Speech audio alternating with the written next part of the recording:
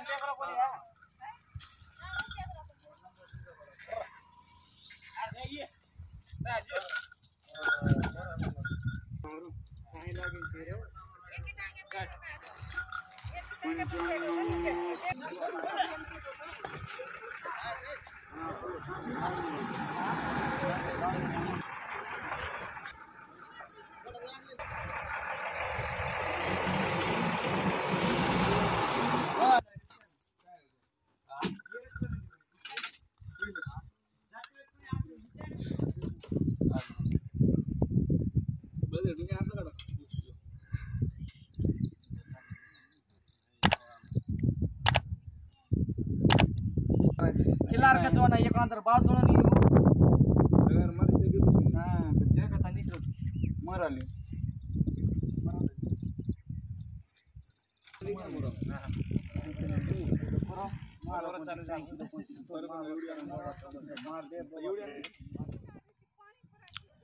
मित्रांनो, आपण या ठिकाणी आल्यानंतर आपल्या पाहण्याच्या दृष्टिकोनातून आढळून येते की या बैलाला तेव्हा हा आजार झालेला आहे.